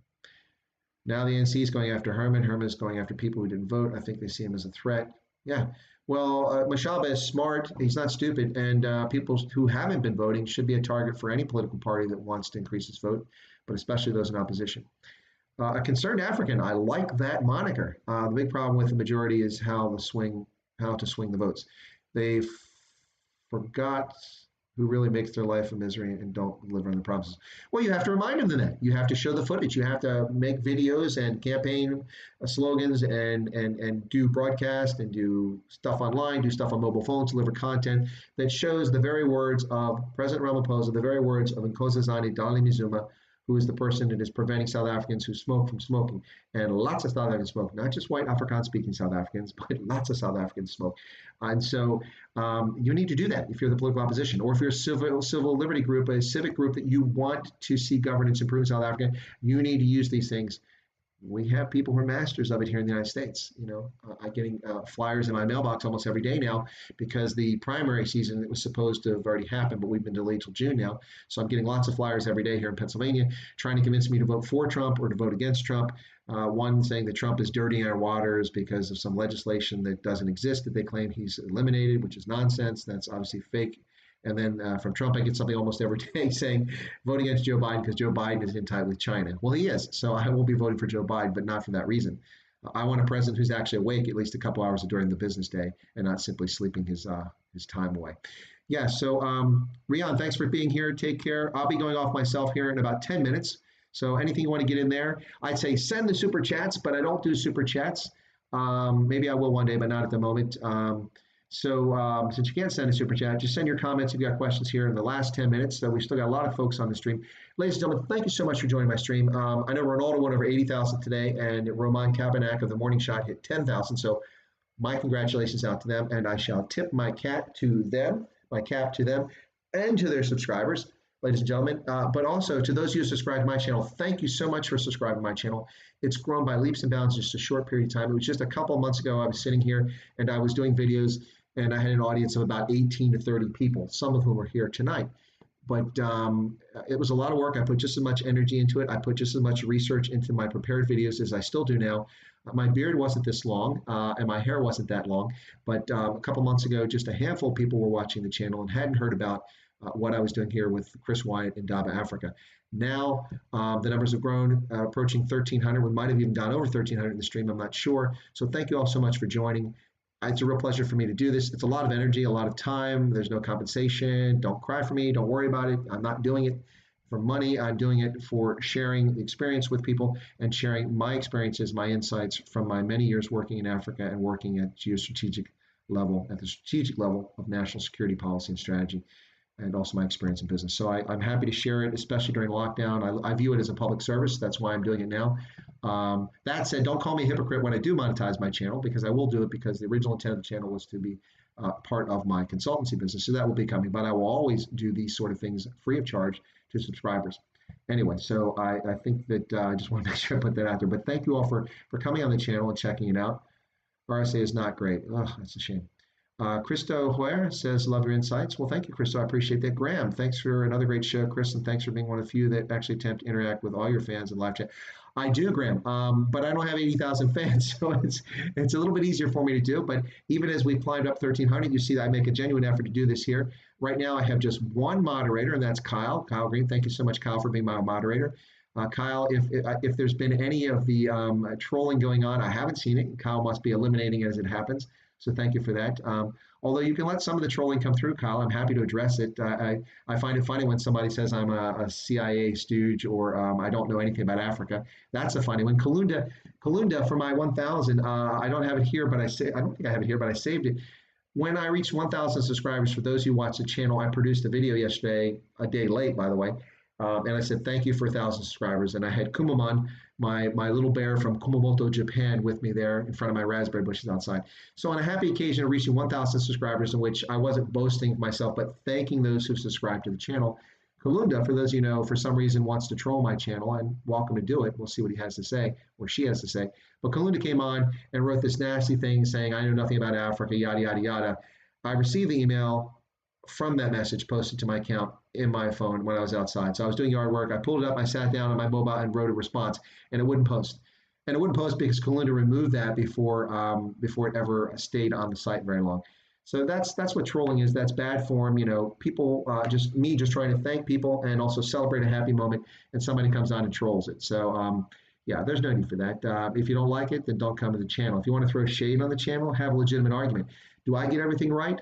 No, I'm sure I make mistakes. One of them is tolerating trolls and responding to trolls. Maybe that's a mistake, but just because you don't like something doesn't mean you should be abusive to folks. Kalunda, if you're out there, you're welcome to be on the channel. And I'll tell Kyle to let your comments get through unless they're particularly nasty, so we don't distract from the discussion. But I'm all about discourse, ladies and gentlemen. That's what it's all about.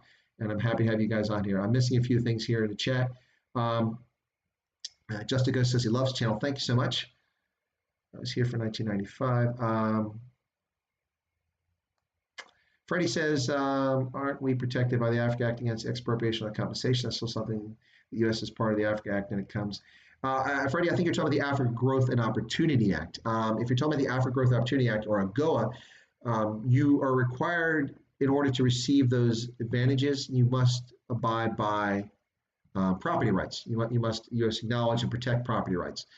And that is what you might be referring to. But the African Growth and Opportunity Act is U.S. public law. It affects the U.S. and it grants countries that qualify for it, 38 countries in Africa currently, get tax advantage to ship as much as 7,800 goods and services to the U.S. duty-free.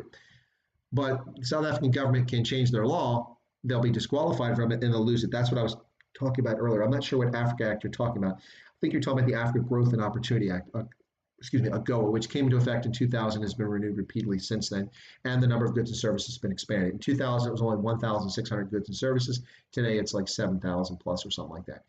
Anyway, so yeah, that's probably what you're talking about. Sugar Sean, no sir, thank you for your time. I'm looking forward to future videos and live streams. Thank you, Sugar Sean. I appreciate you tuning in and joining the stream. I'm glad that some new folks got in here tonight. Thanks for being part of our community, because I think our community is pretty interesting.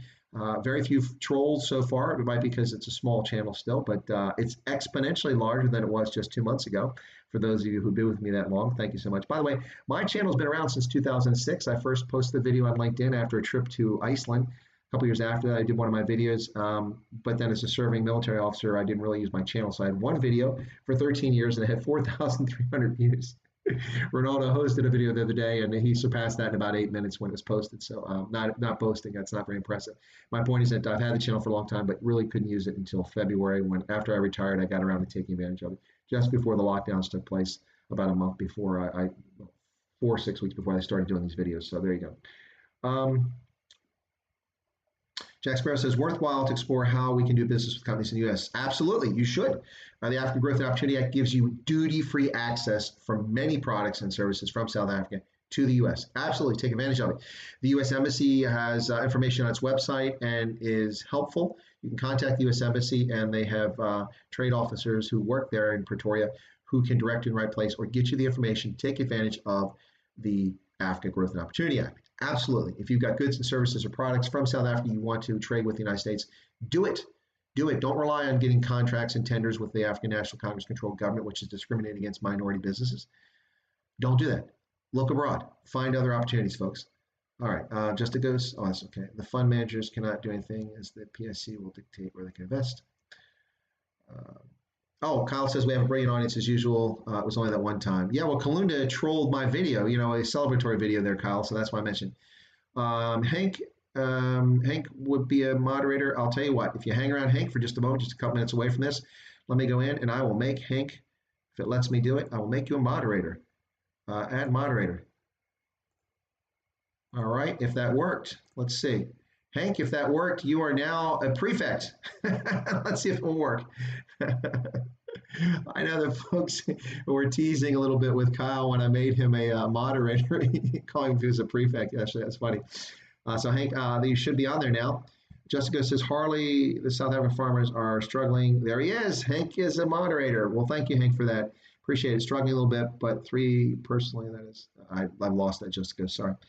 Opportunities everywhere. Absolutely, Rudy. Look next door in Botswana, ladies and gentlemen. Although right now establishing a business in Botswana is difficult because with the regulations they're putting before Parliament passing, they just gazetted a new regulation. It basically excludes foreign companies from registering in Botswana. I think I hope I've read that wrong, but that's what I read from actually reading legislation, and a few people posted that on Twitter. I'm concerned about that in Botswana, which is usually business friendly. So I'm not sure what's going on there, but you can do business in Botswana even if you're not registered there, and the same in Namibia. Take a look around. Botswana, 2.1 million people, one of the wealthiest countries in Africa on a per capita basis. Namibia has about 2.6 million people. That's another market there for you, approximately nearly 5 million people that you can do business with. If you're a small to medium enterprise, 5 million people is not something to sniff at. So take a look at that. Much easier to do business in Botswana and Namibia, both of which are essentially, honestly, ladies and gentlemen, extensions of South Africa's economy in many ways. All the major South African businesses, if you've never been to Gaborone, if you go to Gaborone, you will feel like you're in Pretoria in some respects. The climate's similar, and you will see Roman's Pizza, you'll see Game, you will see endless number of businesses, First National Bank, but the Botswana version of First National Bank. So you'll find South African businesses all over Botswana, and the same in Namibia. Panarottis in Windhoek, been there, I've eaten there. So you'll see lots of things you're familiar with, and the difference is it's much easier to do business there, particularly for minority-owned business. You don't deal with the race nonsense that the ANC perpetuates in South Africa. So check that out, ladies and gentlemen. All right, so Jack Sparrow says, love your show. Thank you so much. Paulie Kalunda gives good super chats. Always see £5. Well, if Kalunda gives good super chats, when I go to maybe I'll create a super chat just so that Kalunda can give money and throw money my way, and then he can come out here and abuse all he wants. Why do you think Botswana has been able to do so well? Okay, actually, saw you on Petzer stream the other night. We'll check out yours as well in the future at Concerned African. Thank you very much. Appreciate that for checking me out. I really enjoyed being on Willem Petzer's thing, but a few people commented negatively, and they weren't listening to what I said. Then they claimed they were listening. But, I spoke for maybe 37 minutes in that hour, and they formed opinions based on half answers because we had to move on to another question and such. So you give it a little more chance to listen to what's going on there. A number of people attributed things to me that I never said that they inferred from my comments without me having said that. So that's fine. But most people were very complimentary about the William Petzer appearance, and he was on my channel. And that's right now my highest viewed video of late, nearly 1,000 views on the Willem Petzer stream. So thank you all for doing that. And I think Willem was a good guest on my program, despite the technical difficulties I had in the beginning. So you should have that membership as well, Chris. Kyle, I will do membership at some point, but I've got to come up with things to make it worthwhile for people to be members. Rudy says he sold product in Botswana for 5 years. I said I would stop at 1 hour and 30 minutes, but folks, I'm going to go a little bit longer because I had a very good question here from Harley. Okay. Are you guys okay with me going longer? Give me a thumbs up if you're okay with me going a little bit longer, and then I'll talk about this answer for Harley after I get a sip of the Starbucks because I need a little throat here. All right. So let's see. So his question was Harley asked about Botswana. So let me talk about that. Okay. So Botswana, here's the deal. Okay, Jessica says go soon. I know folks do. So I'm going to go ahead and talk very quickly about Botswana, and we can talk about it on another stream, another straight voltage live stream. But let me just introduce this very quickly for folks. Okay, so Botswana. The reason Botswana has done better, the argument is often made by people, well, it's easy because it's a homogenous country. There's only Tswana speakers there. It's easy to do. Well, that's an oversimplification of things. I think one of the reasons why Botswana has done well is they had a number of people who learned abroad, got their education abroad, but they had very good strategic leadership from the outset. Also, Botswana was never truly infected with the negative aspects of apartheid that you saw in South Africa and also in Namibia in many respects, even though it didn't formally have apartheid, it had apartheid-like legislation. Botswana was never really governed by South Africa. It was a protectorate, and the British Empire, by extension, didn't really do much with it. The capital for Bechuanaland was actually in Mafeking. And as a consequence, when the Dicyphering, the three chiefs, came to the Brits and said, hey, we'd like you to stop these Boers from coming into our land. We're worried we're going to be overrun. They'll take our cattle, take our land, and we're concerned about that. Well, the Brits wanted a buffer zone, and so they were more than happy to say, we've declared a protectorate over Bechuanaland. But it was so important to the Brits that they administered it from Mafeking, which is in South Africa. So when Botswana gained independence in 1966, there was nothing there. There was some cattle, there was about 500,000 poor Africans and some European or whites who were living in, but a small number, a few thousand who were living in Botswana. So the Brits had no difficulty, granting independence to them because they weren't really managing it anyway. Gaborone had 5,000 residents at the time. Today has 300,000 or 400,000. I'm not sure the exact figure. But what happened is that during the interregnum, between the time that the Dicyphering approached the Brits in the 19th century and said, could you protect our defense? And they managed their foreign affairs and defense as a colony, but it wasn't a colony, it was a protectorate. Between that time And 1966, the traditional leadership system of the Dikosi, the local chiefs, many of whom are voted on and selected, some are hereditary, but the Dikosi system survived and it resolved disputes. If you had an argument with your neighbor about cattle or about a piece of property or about a dispute about a woman or a man, you would go to the chiefs. They would listen to your case and they would render decisions. Those chiefs could be tossed out in some cases if they govern poorly. So that traditional system of leadership still existed. In 1966, when it gained independence as a country, what happened? Well, in Zoo, Africa, thank you for being here. Take off. I'm going to finish up this Botswana thing here quickly, and then I'm going to take off too. But anyway, folks, let me get back to it. So thanks for being here in Zoo. So what happened is that leadership system continued. When they got independence in 1966, it became a constitutional republic. But they made provision for the traditional leadership system to survive. However, from a legal standpoint, those disputes could be resorted back to court in the legal system. So the outset, they had Sir Seretse Khama, who became the president. Seretse Khama married an Englishwoman, Ruth Williams. She's white. He's Black African. They had mixed race children. The South African government did not like this and prevented them from coming through South Africa, flying back in to get to Botswana or Bechuanaland until after independence. At independence, just before he got back to the country, he became the first president. And so people in Botswana, by and large, are not infected by this racial nonsense that you see with a lot of people of all races in South Africa who still default to dividing people based on race or judging them based on their skin color, white or black. In Botswana, most people don't really give a flip about whether you're white or black. There's a little bit of that, but not much of it. By and large, not an issue. Because it was a new government with only a few professionals, lots of white Africans and Europeans from UK and other places came in to be advisors for the government and work in businesses and consultancies to help the government get up and running. And they had good advice early on, and they governed legitimately. Was there corruption? Yeah, there's a little bit of corruption. There's always corruption in any government, but by and large, they governed legitimately. And they did a very good job. The good news for Botswana is that they didn't have to just rely on good decisions. They had a chance to rely on resources because 4 months after independence, the diamond pipes were confirmed by exploration, and Botswana was off and running on diamond exploration. So the Brits missed the diamond bonanza in Botswana by 4 months. So 4 months after independence, diamonds were found, and by and large, the government of Botswana has done a very judicious and reasoned approach to managing the wealth that came from diamonds and other mining throughout its history. The one major failure when it comes to governance has been that half the country still lives in abject poverty. Despite the vast improvement on standards of living, electrification, there are only 16 kilometers of paved surface coal-tar road in Botswana at independence. Now there are highways all around the country linking the major population centers, and people can get to and from places. There's electricity all over, although it's unreliable because a lot of it comes from South Africa and Eskom. Go figure. Anyway, but the one major failing beyond the poverty issue is that the country has yet to diversify its economy. It's still overly dependent on mining over 50 years after independence. They need to fix that, but they have made strides. The financial sector has become much more diverse. Services has grown exponentially in recent years, and so it's become much more diversified. But Botswana does not have the poisonous political nonsense that you see in neighboring South Africa. And so all of those things, plus a few more things to do this quickly, combine to make Botswana a place that's been successful. But it does need more vibrant democratic debate and civic debate in society, because a lot of people are beginning to distrust the government because it's been in power for so long. Legitimately, otherwise, they are distrusting in some respects. So the opposition really needs to get the act together.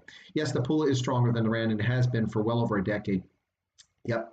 You can start a new industry in Botswana. You absolutely can. Just to go, it's interesting. Hey, Chris, one RB, one RB, whatever that means. Hey, Chris, do you think the fact that Botswana still has a death penalty makes it safer compared to all? Well, I think this is the reason I think that Botswana is far safer than South Africa. Number one, racial revenge is not part of crime in Botswana, by and large, but that is a component of crime in South Africa. People see you're white, oh, that means you've got something, even if you're poor and you're a target, or just people who've got hatred in their heart.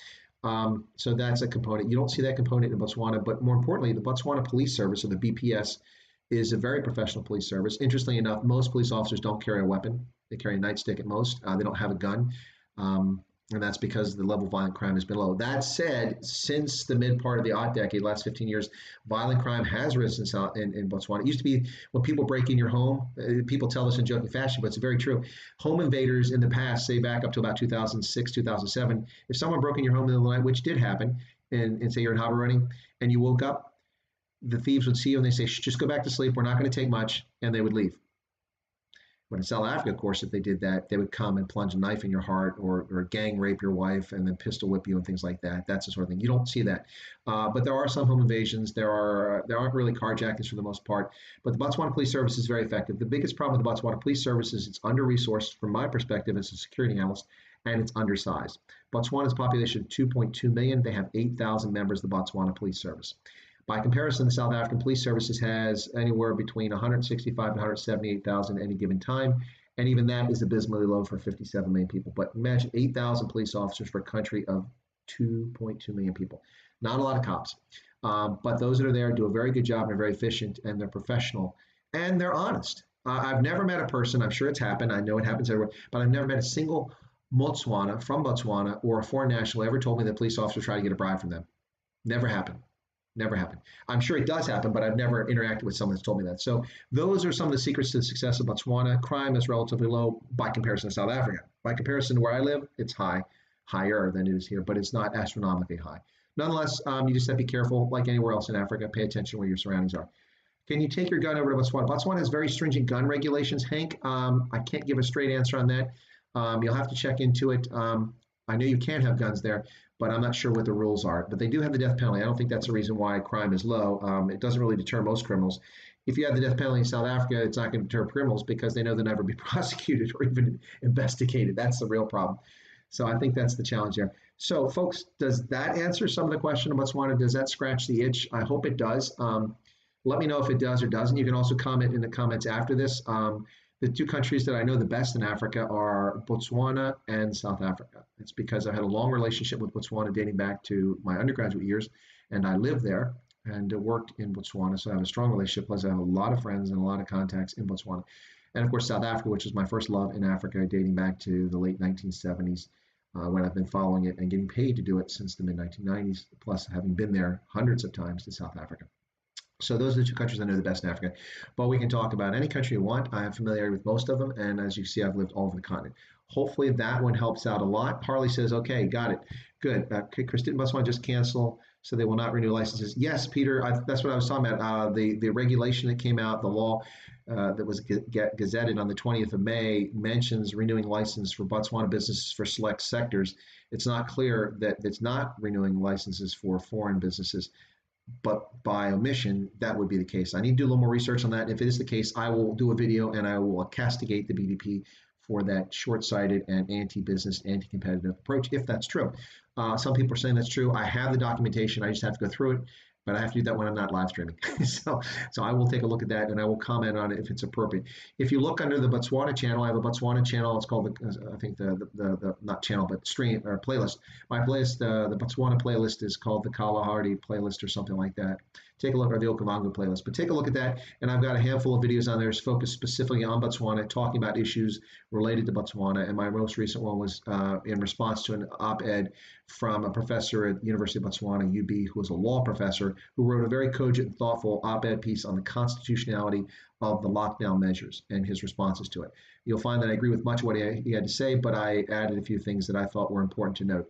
So take a look at that and you'll see what I have to say about Botswana, and then we can do it. Peter, sorry you are late to the stream, my friend. You can watch it after the fact, but you won't be able to comment because we're going to go silent here in just a couple of moments. But check it out. Yeah, you can go back and watch the stream after the fact. So, hey, folks, thanks for turning in. What's my opinion on gun control? Sugar Sean Kearney. Well, you have to be specific on gun control. What you mean by that? I mean, I don't think anybody should just be able to wander around with a gun. I mean, a lot of people aren't responsible with chewing gum and walking and tying their shoes. And of course, there are criminals who shouldn't have it, and then people who are mentally disturbed who shouldn't have it. Children shouldn't have guns, although I grew up on a farm and was introduced to firearms at a young age, around the age of 10, maybe a little bit earlier than that. But I was taught a gun was a weapon and taught that you take it seriously. It's lethal, and these are the ways that you use it, and how not to point at people, and then gun safety. So when it comes to gun control, there are measures that people should take privately, and there are measures that states should take. You think it's not unreasonable to register a firearm if you purchase one. But anyway, yeah, so gun control is a very open question. We'd have to be more specific. We can talk about that in another stream. But yeah, so decent man, my dad was a firefighter. Thank you for service, Polly. Yeah, Polly's a firefighter, yep. All right, ladies and gentlemen. So we're at 1 hour, 43 minutes. I'm going to bring up one of those videos again. Let me get your thoughts on that one more time, because I think those are really cool. Let me play those again and see what you guys got to say about this. Okay, and let me bring it up. And these are the new ones that were done for me. So this is the Indaba Africa one.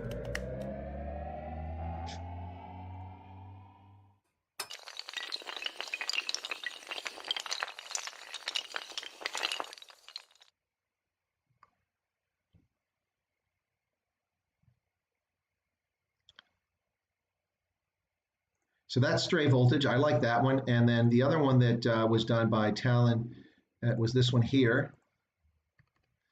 Let me add this one real quick. And you can take a last look at this one before I head off. And this was the second one.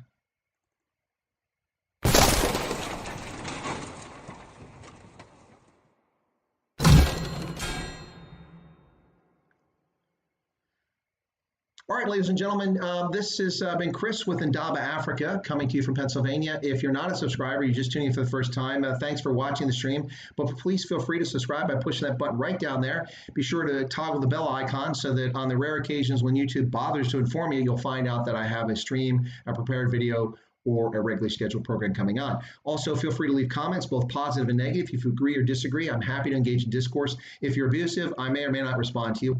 And then finally, push that toggle, that little like button down there. That's important for growing the channel and more people being presented with this on their channel, on their streams, on their YouTube account. They'll see it up there. More videos will appear if you give the like there. So thank you very much.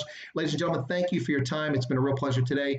This has been a wrap up of what President Cyril Ramaphosa had to say about the lockdown in South Africa going from level 4 to level 3. You can get your alcohol now, but you have to consume it at home.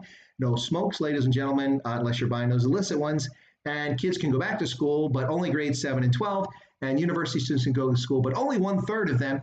And people can return to work and school, but the government asks you not to do that. And finally, people are able to move about freely within South Africa now under level 3, unless you happen to live in Nelson Mandela Bay, Cape Town, the Cape Winelands, and a handful of other locations which President Ramaphosa told us about. And finally, you will be able to take public transport, but you must maintain social distancing, wear a mask, and wash your hands religiously.